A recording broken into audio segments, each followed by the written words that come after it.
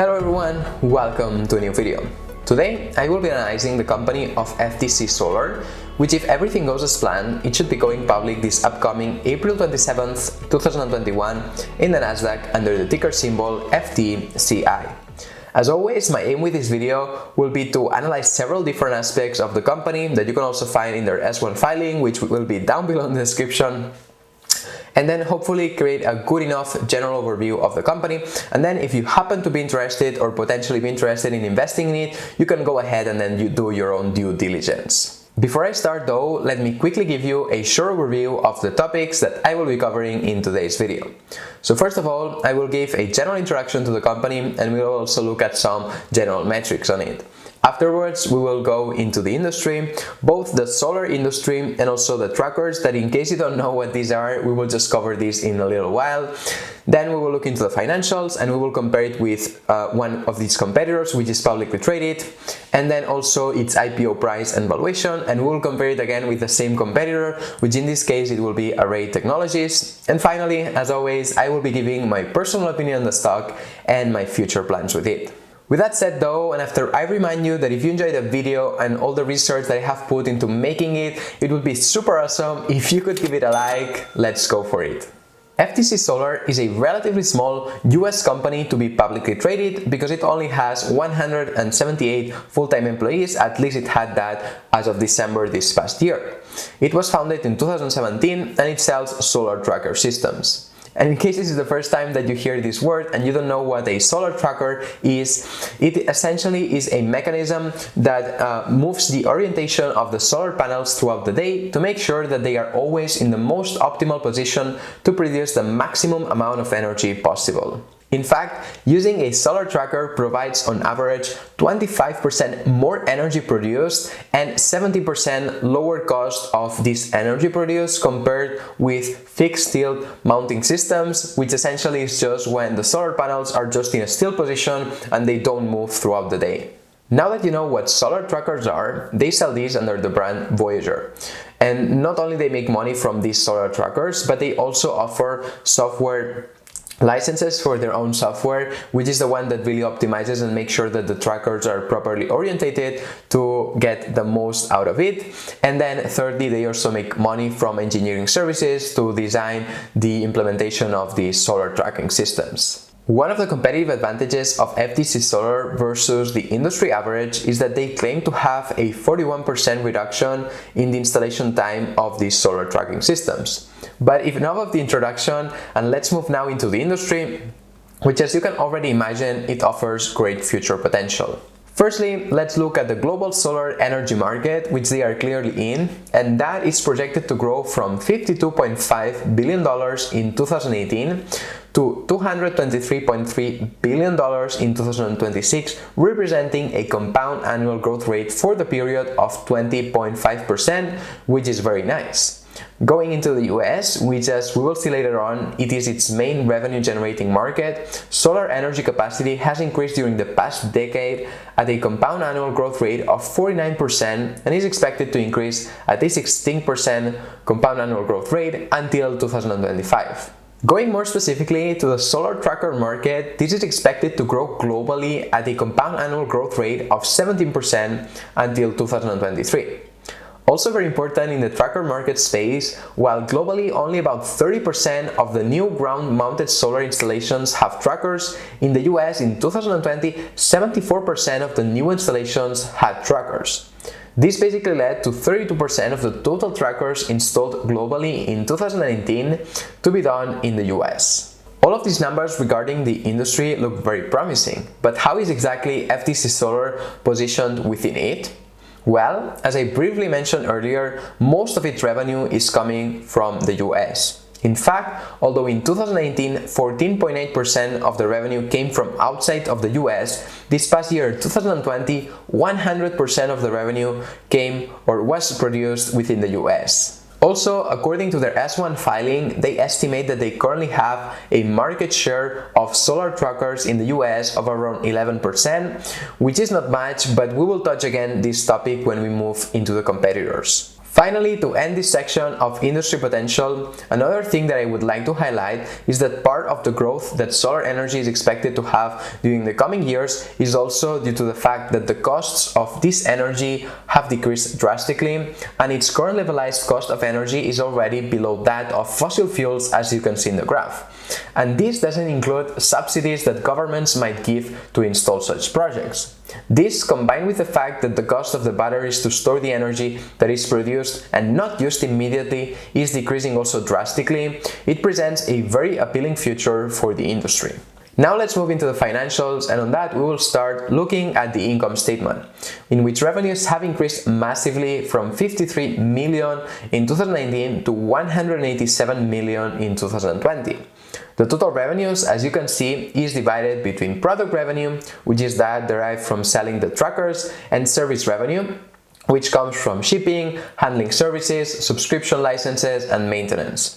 Also, although it is not shown in the graph, in the S1 filing they mentioned that in the period from January 1st to April 14th of this year 2021, they already got a total of $336 million in contracts and awarded orders, which is more than the total revenue generated in 2020.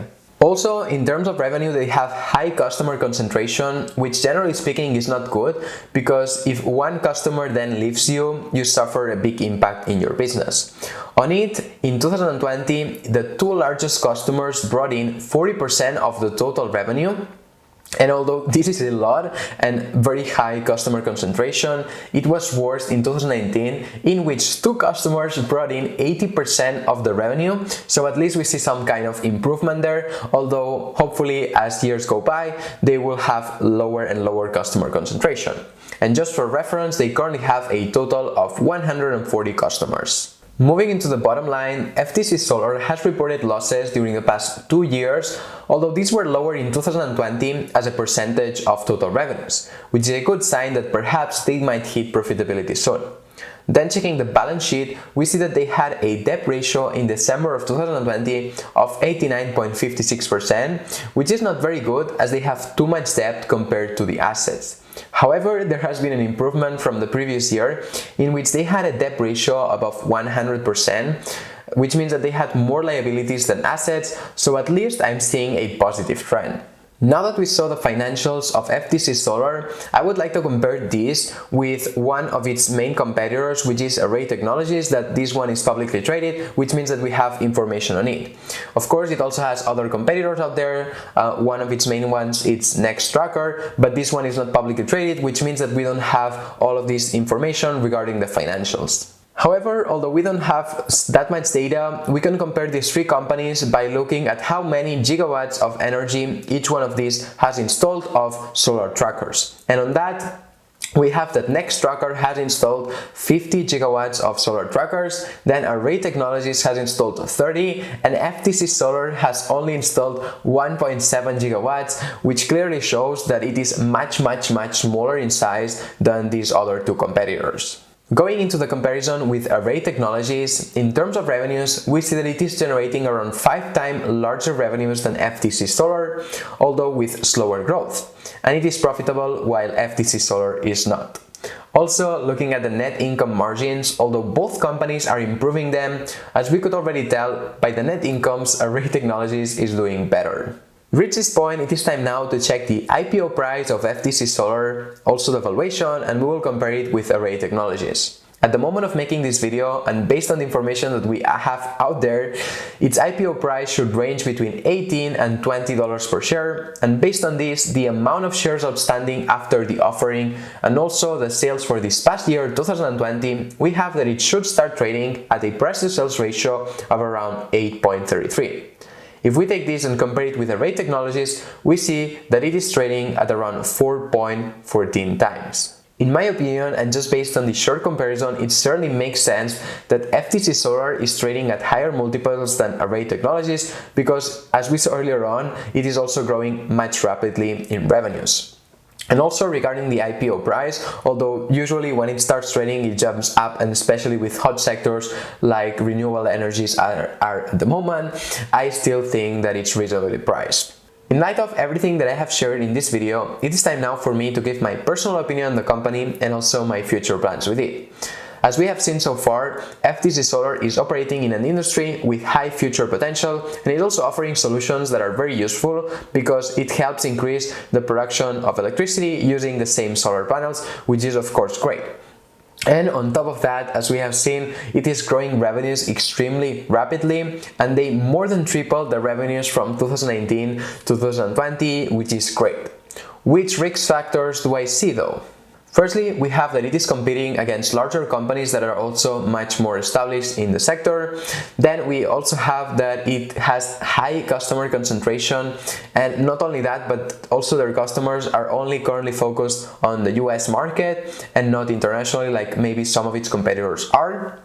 And then thirdly, they still have a lot of debt in its balance sheet, although as we saw before, they have improved that. And all of these are risk factors that, none of these should surprise you, basically because we have commented them so far, and also because they are very common in companies that are, let's say, emerging ones that are growing very rapidly. So basically, these are the main risk factors that I see. In my opinion, this is a high risk, high reward potential play because if they keep executing like they have been so far, the stock price is likely to double, triple, or even more in the next years to come, which is of course great. But at the same time, it also comes with a risk because it was only founded in 2017, the company. It's also very small in size, as we saw also compared to its competitors. So there are some risk factors. In light of this and everything that I have shared and also balancing all of the different aspects that I have mentioned, I will most likely not be investing in it.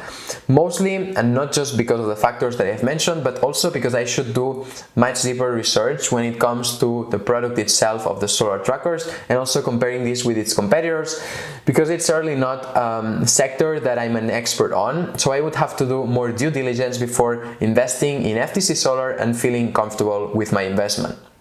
Anyways, I would like to remind you that I'm no financial advisor, that everything that I share in this video has been just my analysis, my research, and that you should always do your own due diligence before investing in this or any stock. With that said though, this is the end of the video. What are your thoughts on FTC Solar? Will you be investing in its IPO? Please let me know in the comments below. I would love to hear your thoughts and opinions. If you enjoyed the video, then don't forget to give it a like, subscribe to the channel if you're not yet subscribed, and as always, see you next time.